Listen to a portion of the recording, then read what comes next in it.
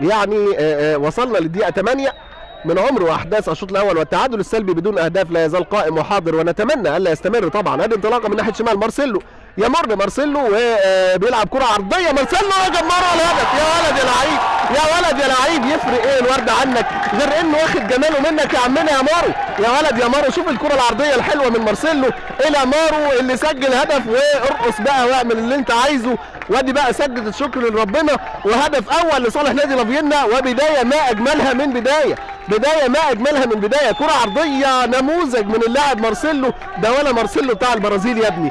وادي مارو بقى بلعبه راسيه، والراجل بيتدلع داخل منطقه الجزاء. يرد دلوقتي هو من ماسكين الكوره وبيبادروا بالامور الهجوميه وتحرك وتقفيل كده من لاعبي لافيينا. هشام نيمار بيستعد للنزول، هشام.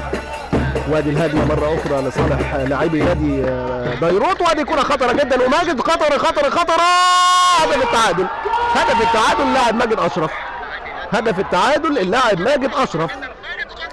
ماجد اشرف بيسجل هدف التعادل على يسار الحارس غندور. العوده للدفاع بشكل مبالغ فيه. اسلام بيلعب الكره العاليه، بيروت بيلعب ناقص عدديا بعد طرد اللاعب فتحي فرج لحصوله على الانذار الثاني والكارت الاحمر. سكولز بيلعب كره حلوه، اون اهو، استلم بقى اون، استلم اون، سدد اون، خطره جدا، ولسه الكره، يلا جول جول جول جول جول جول. كيتو الهداف، كيتو الهداف، كيتو الهداف، اللاعب الكبير، اللاعب الخطير، اللاعب القدير. يا سلام عليك يا كيتو، فرحه هستيريه، فرحه كبيره جدا، وفرحه كبيره للاعبين لافيينا. هدف حلو، ادي شخصيه البطل اهو، الابطال اهم، ابطال الدوري اهم لافيينا، الفريق الكبير والفريق الخطير قدر ان هو يسجل عن طريق اللاعب كيتو.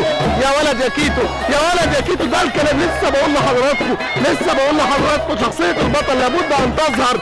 وادي كيتو بيسجل هدف حلو قوي قوي قوي، وتصويبه جميله من اللاعب اون. وحارس المرمى بقى هنا اسلام عماد ضيع وقت براحتك، ضيع وقت براحتك، وكيتو بيسجل الهدف الثاني لصالح نادي لافيينا في مباراه اليوم. فرحه هستيريه، فرحه كبيره، فرحه كبيره، سيناريو يعني خطير جدا، سيناريو رهيب.